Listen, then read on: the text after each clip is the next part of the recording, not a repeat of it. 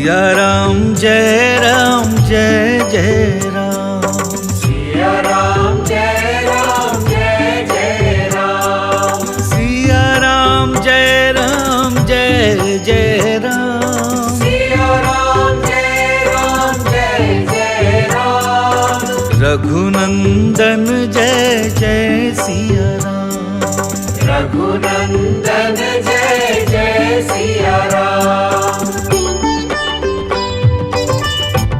जय जय श्री सीताराम। प्रिय भक्तजनों, रविंद्र जैन ग्रुप द्वारा प्रस्तुत की जा रही भगवान श्री राम की अनंत कथाओं में से उनके जन्म से लेकर साकेत गमन तक की कथाओं को समेटकर सुनो श्री राम कहानी शीर्षक से एक सीरीज के रूप में आप सभी तक पहुंचाने का प्रयास किया जा रहा है।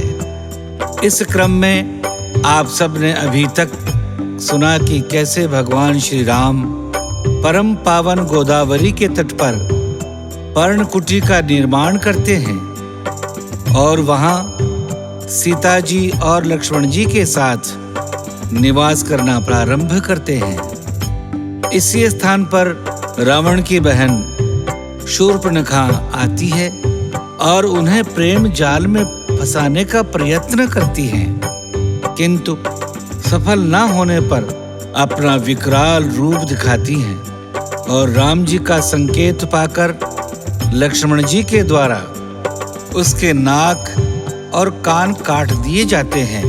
सुनो श्री राम कहानी में अब सुनिए कि कैसे शूर्पणखा के बुलावे पर उसके भाई खरदूषण आदि 14,000 राक्षसों को लेकर भगवान श्री राम से युद्ध करने आते हैं। कैसे उनका अंत होता है और भगवान श्री राम क्या क्या लीलाएं करते हैं। खरदूषण पाही गई बिल पाता, धिग धिग तब पौरुष बल भ्राता। धाये निश्चर निकर बरूथा, जनु सपच्छ का जल गिरी जूथा। सुफन खा आगे कर लीनी, अशुभ रूप श्रुति नासहीनी। देखी राम रिपुदल चली आवा, बिहसी कठिन को दंड चढ़ावा। बिहसी कठिन को दंड चढ़ावा। भगवान श्री राम का संकेत पाकर लक्ष्मण जी द्वारा जब शूर्पणखा के नाक और कान काट दिए गए तो वह नाक कान से विहीन होकर रोती हुई अपने भाई खर और दूषण के पास गई, जो वहीं जनस्थान में रहते थे।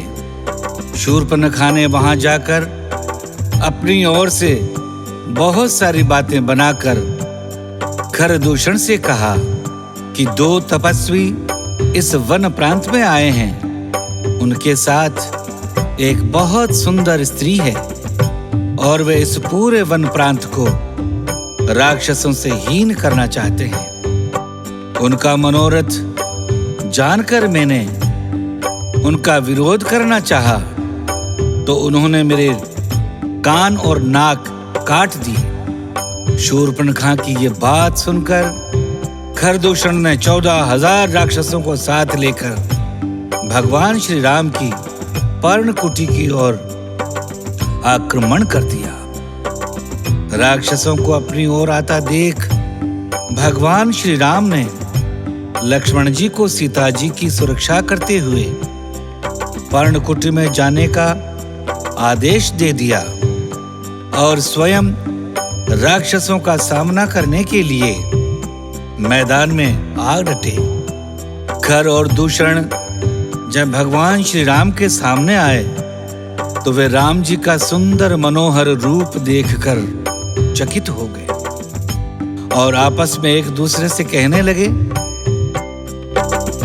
हम भरी जन्म सुनहु सब भाई, देखी नहीं ऐसी सुंदरताई।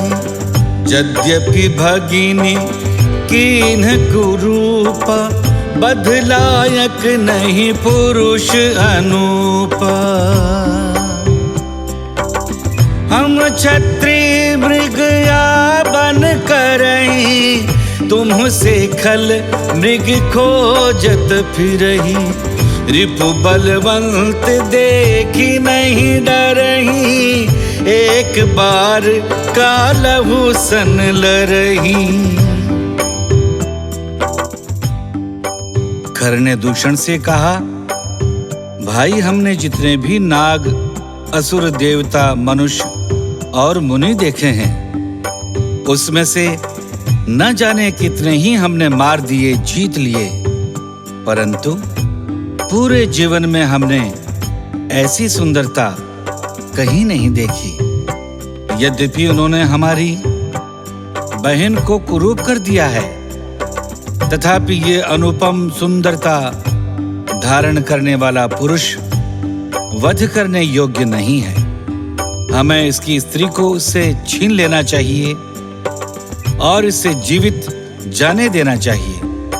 निशाचर की ऐसी बात सुनकर भगवान श्री राम उसे ललकारते हुए बोले, अरे निशाचर, हम क्षत्रिय हैं, शिकार करते हैं, और तुम्हारे जैसे दुष्ट पशुओं को तो हम ढूंढते रहते हैं।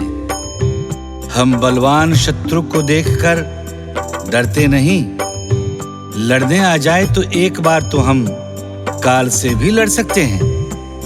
राम जी का ऐसा उत्तर सुनकर खरदूषण क्रोध से भर गए और उन्होंने अपनी सेना को भगवान श्री राम पर आक्रमण करने का आदेश दे दिया। राक्षसों को अपनी ओर प्रहार के लिए दौड़ता देखकर भगवान श्री राम ने अपने कोदंड धनुष से प्रचंड टंकार की और प्राण घातक बाणों की वर्षा करके राक्षसों के शरीर विदीर्ण करने लगे। मायावी राक्षसों के शरीर टुकड़े टुकड़े हो जाते, फिर भी वे आसमान में उड़ते हुए भांति भांति की माया करके भय उत्पन्न करने लगते हैं। हजारों कटे हुए हाथ, हजारों कटे हुए पैर, हजारों कटे हुए शीश आकाश में चारों ओर घूमने लगे और माया फैलाने लगे। भगवान श्री राम के बाणों से कटने के बाद भी राक्षस उठ खड़े होते हैं और तरह तरह के भय उत्पन्न करने वाले भयंकर शब्दों से युद्ध के मैदान को और भयानक बनाने लगते हैं। ये देखकर देवता आशंकित हो गए। उनके मन में चिंता हो गई कि ये भयानक मायावी राक्षस 14,000 हैं और भगवान श्री राम अकेले हैं।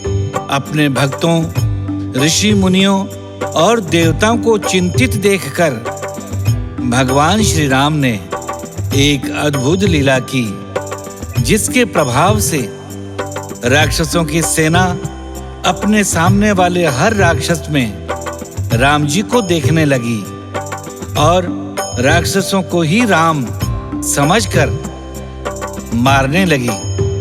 इस प्रकार सारे राक्षसों ने एक दूसरे को राम जी के रूप में देखा और राम समझकर राक्षसों ने ही एक दूसरे का संहार कर डाला। राम राम कही तनु तजहि, पावहि पद निर्वाण। करि उपाय रिपुमारे, छन मह कृपा निधान। हर्षित बरसहि सुमन सुर, बाजहि गगन निशान। स्तुति करि करि सब चले, शोभित विविध विमान।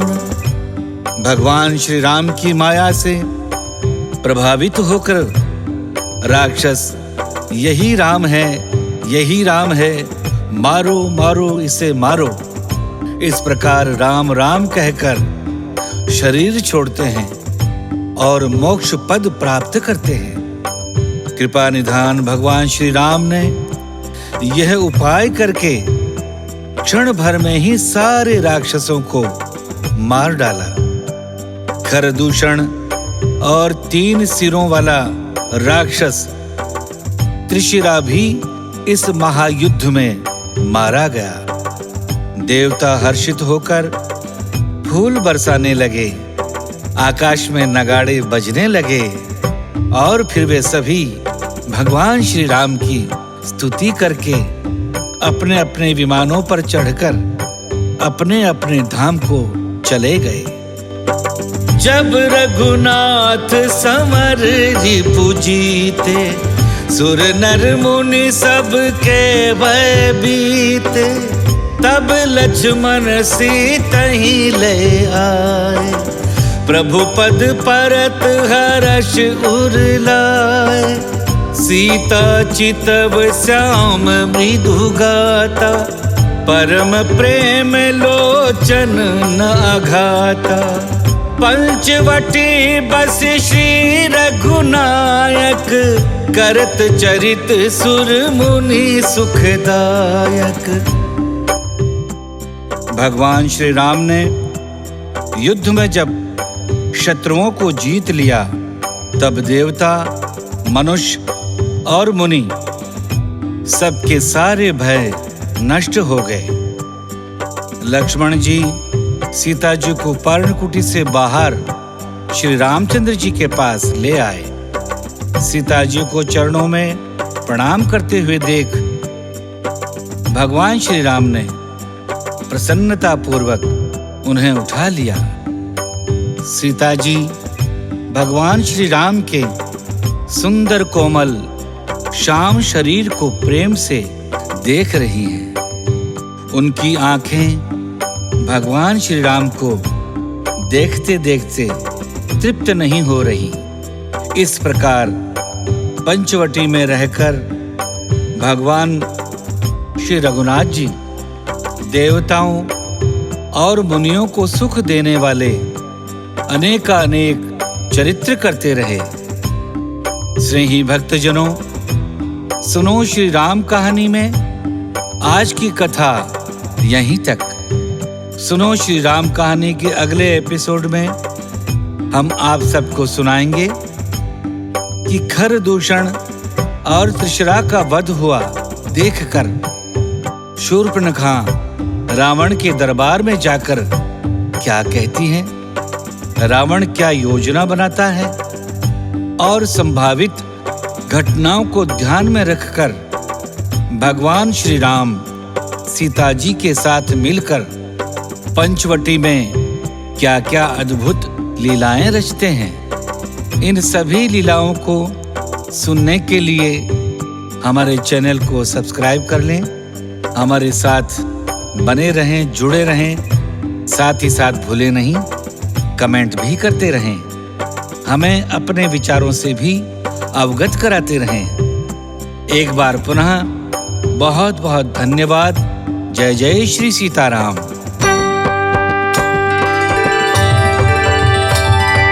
सिया राम जय राम जय जय राम। सिया राम जय राम जय जय राम। सिया राम जय राम जय जय राम। सिया राम जय राम जय जय राम। रघुनंदन जय जय सिया राम। रघुनंदन जय जय सिया राम। रघुपति राघव राजा राम। रघुपति राघव राजा राम। पतित पावन सीताराम।